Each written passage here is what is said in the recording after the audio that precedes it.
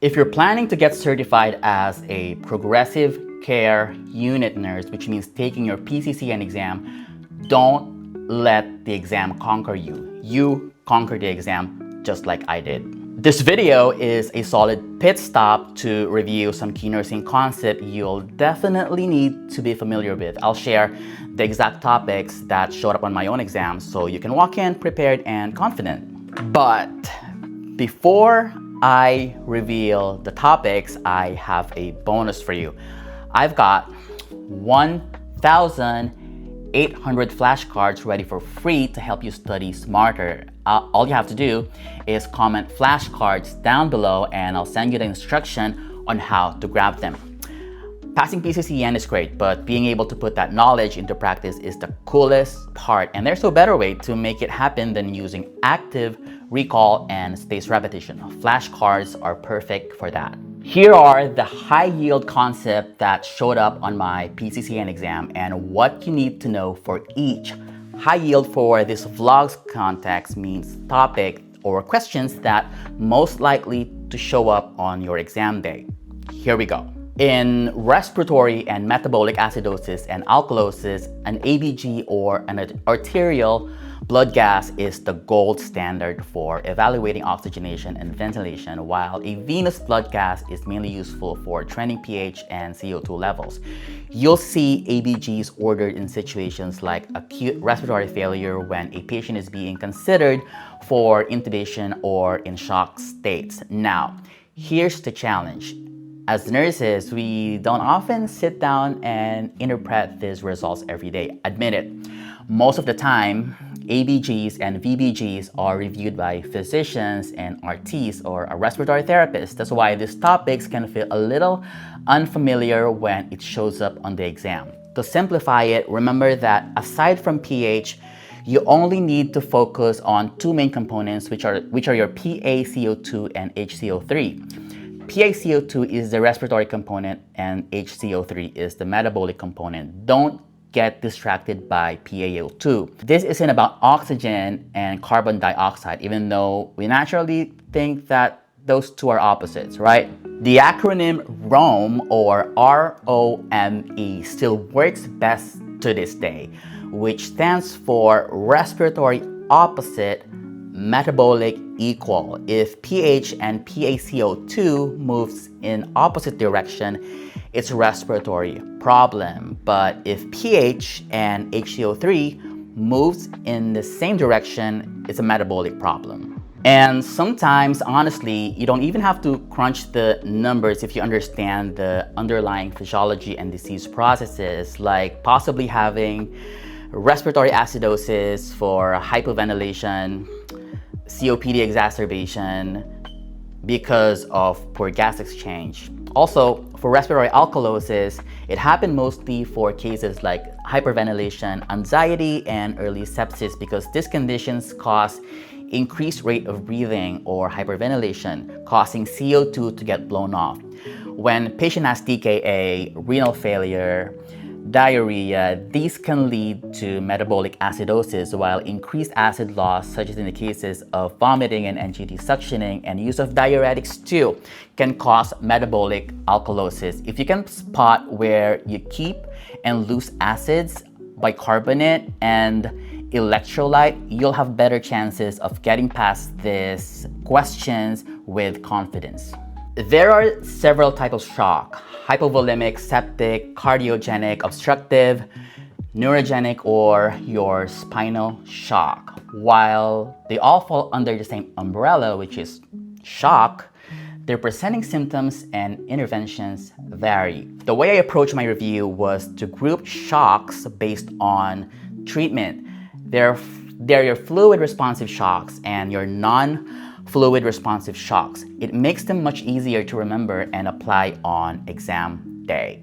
First group is your fluid responsive shocks. This includes your hypovolemic and septic shock. Hypovolemic shock occurs when there is a lack of intravascular fluids like from bleeding or trauma. Septic shock, on the other hand, happens when there is a massive vasodilation during infection that creates a relative fluid deficit. So Hypovolemic shock is pretty much self-explanatory, but what's on septic shock? In sepsis or septic shock, the body releases chemicals that causes massive vasodilation to increase blood flow and help immune cells fight infection. However, when this occurrence becomes excessive, blood pressure drops, leading to poor organ perfusion and oxygen deprivation. For both, fluid resuscitation is the primary intervention, and knowing the distinction between the two of them is critical. Second group is your non-fluid responsive shocks. This includes your cardiogenic, obstructive, and neurogenic or spinal shock. These patients don't have a fluid problem, okay? Their issue is either pump failure, blockage to blood flow, or an abnormal vessel tone. Giving fluids may not be necessary and in some cases could actually be harmful. Instead, we're focusing interventions on inotropes, vasopressors, and fixing the obstruction. I'm sharing this approach because AACN loves to test your critical thinking. Questions wouldn't usually reveal what kind of shock you're dealing with. They will instead provide presenting symptoms and leave it up to you to determine which type of shock patient on the scenario may be having.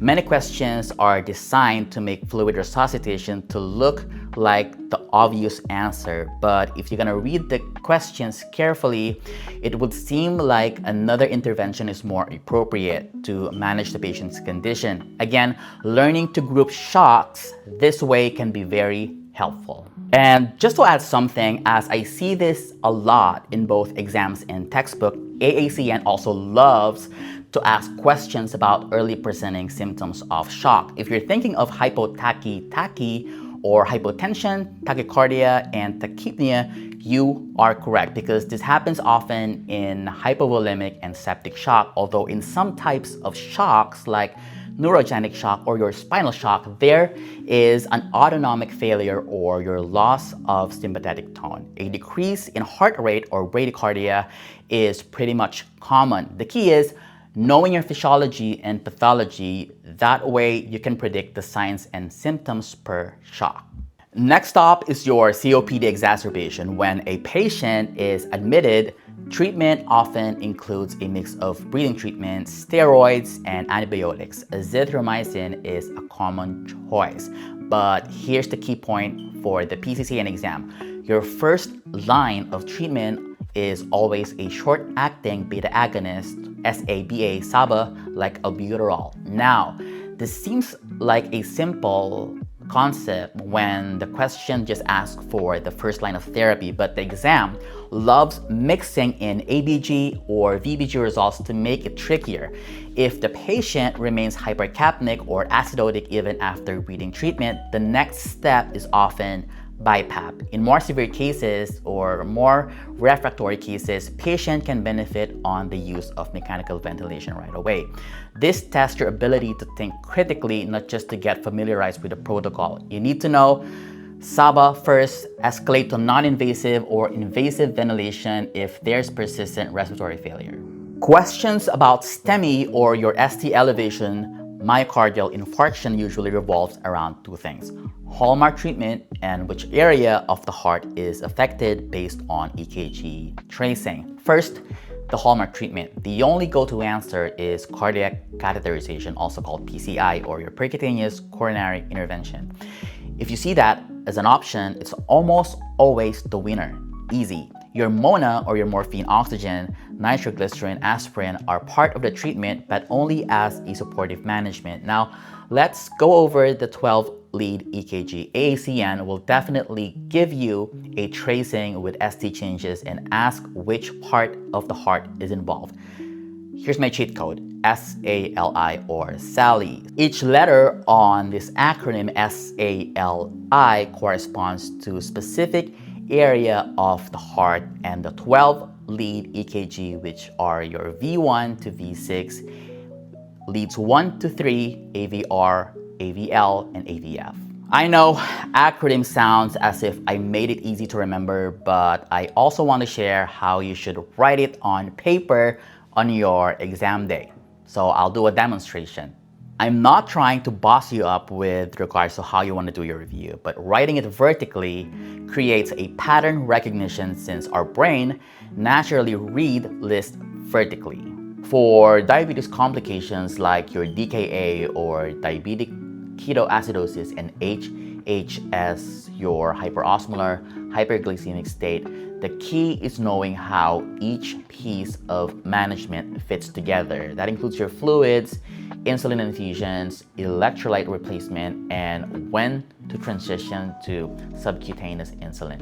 Now, here's where PCCN test takers get baited. They'll ask, what's the priority treatment for DKA or HHS? And your nursing instinct screams insulin. But stop right there. That's a trap. The correct answer is fluid resuscitation. We stabilize the circulation first before insulin, usually with IV normal saline to correct dehydration and improve perfusion. Once fluids are going, you then correct electrolytes like your potassium, start insulin drip, transition to subcutaneous insulin once the anion gap for DKA or osmolality for HHS normalizes. I'm not going into full details like specific electrolyte values or lab results. I just want to keep the explanation simple since this is a vlog, not a full-on review course. Fluids first. For both DKA and HHS, they cause a massive fluid loss because of high blood glucose level. This makes the kidney dump both water and electrolytes. So what we do here is that we start the patient with an isotonic saline or anything with the same tonicity as the blood, like your 0.9 normal saline, to quickly refill the blood vessels, improve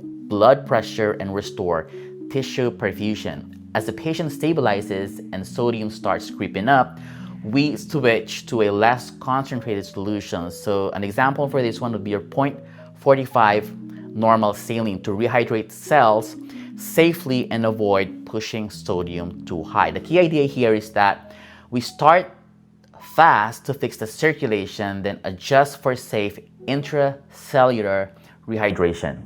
For potassium management, remember this, insulin will pull potassium into the cell, which can make the levels dangerously low. So if potassium is very low, replace it first, then start insulin, unless you want a patient receiving fluid resuscitation and at the same time having arrhythmia, but we don't want that.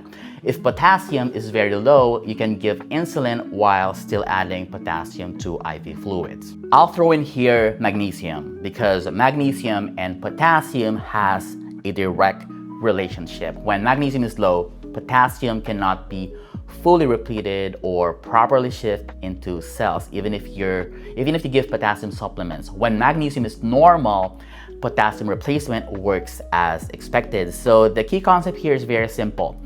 When magnesium is low, replace it. Remember, no mag, no K uptake. You've heard that. Insulin therapy. Only start insulin after fluids and electrolytes are addressed. The goal here is to clear the body of ketones, normalize anion gap and osmolality, and safely transition the patient to a regular insulin once they are able to eat. Before this one is left out, I want to talk about dextrose. So once the blood glucose falls to a safer range, we add sugar to the IV to keep glucose from dropping too fast while patient is still clearing ketones. This allowed insulin therapy to continue safely. This is to protect the patient from hypoglycemia while finishing the treatment. That's it for that. Let's move on. I'm urging you to devote a time studying cardiomyopathies and its type, just because this may be a concept that you may not be so familiar of since we don't often see this in the hospital. Why? It's because cardiomyopathy alone do not warrant an admission unless they progress to a heart failure. This is a diagnosis that we often deal with. AACN is not big on asking complex questions about this topic. They would only likely test how well you can differentiate types of cardiomyopathies. Dilated cardiomyopathy. So this is your big, weak heart. And the area that is mostly affected is your left ventricle. Picture the heart as loosening up. Chambers are stretched, walls are thin, and the valves may leak. Overall, the squeezing of the heart is very weak and often leads to your systolic heart failure. Next up is your hypertrophic cardiomyopathy. As the name says, hypertrophy, this is your thick, bulging heart. And the area that is mostly affected is the septum or interventricular septum. That is the wall in between your ventricles. What happens here is that the heart muscle thickens, bulging inwards because it's the septum, so there's less room for blood to fill. So this is how you get your diastolic filling problem. Third and last would be your restrictive cardiomyopathy. To put simply, this is your rigid heart, and the areas that are mostly affected would be both of your ventricles. So usually the chambers are in normal size. However, since the heart or the walls of the ventricles are stiff, there may be a filling problem during the diastole. In studying this specific heart condition, cardiomyopathy, it is important not to memorize the diagnosis and the presenting symptoms. So I'll give you a hat tip.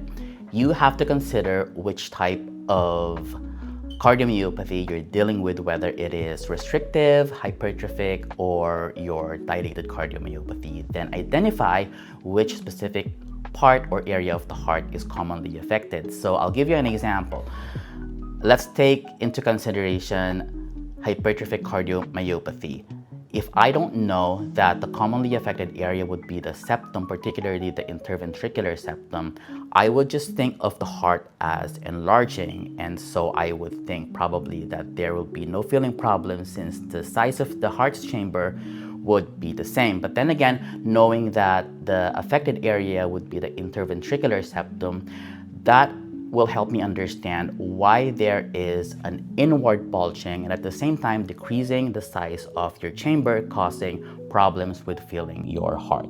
Enough of our heart condition, let's move on to another classic and AACN favorite, your pulmonary embolism versus your fat embolism. So I'm going to give you a scenario. A patient comes into the ER with a femur fracture, and then gradually they started complaining of trouble breathing, and you notice a rash on their chest. So usually PCCN exam would ask you which treatment is most likely be ordered. So your option could either be anticoagulation therapy, surgery, or supportive care. But before you choose any answers, you first have to identify what's going on with the patient. Figure out what's going on. So there is a gradual onset of dyspnea or shortness of breath, plus there is the rash on the patient's chest. These symptoms should point you straight to patient having a fat embolism. Why? It's because this kind of diagnosis or condition is pretty common with patient who had long bone fracture or any orthopedic trauma. So pretty consistent with our example, the patient had a femur fracture. Also with regards to the rash, so what's happening here is that the fat globules from that fracture enters the bloodstream, causing symptoms like hypoxemia, neurologic changes, and what we've mentioned, petechial rash. This is actually your classic triad for your fat embolism. And here's the key treatment for fat embolism. No anticoagulation therapy needed. The management is mostly supportive. Think of your oxygen, close monitoring, and waiting for the body to recover. So that's it. No treatment. Isn't fat embolism dangerous? How is gas exchange happening? Hold up.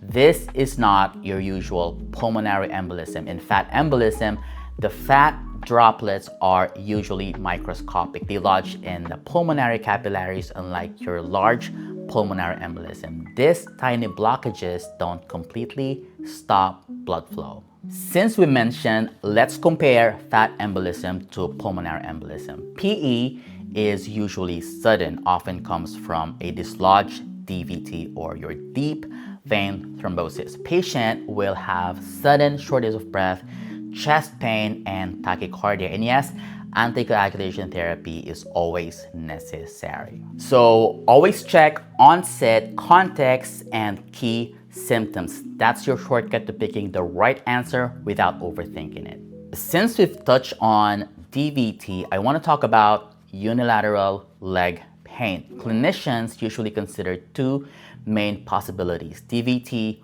or compartment syndrome. Of course, cellulitis can also be a consideration, but for the sake of comparison, let's consider DVT versus compartment syndrome. So here's a quick way to differentiate.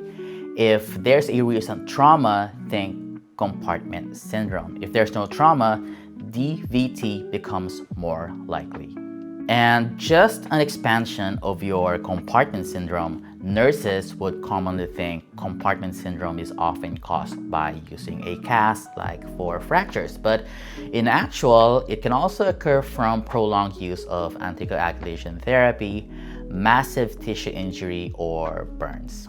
Here's another PCCN giveaway: PAD versus PVD, or your peripheral artery disease versus your peripheral vascular or venous disease. My advice: don't just memorize the symptoms. Instead, understand the underlying problem. In PAD, it's a lack of blood supply to the tissues. In PVD, it's an inability of the blood to return to the heart.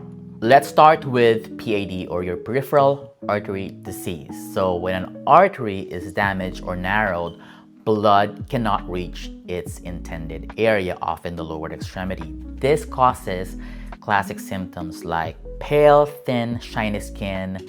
There may also be hair loss on the legs and sometimes cold temperatures in the extremities.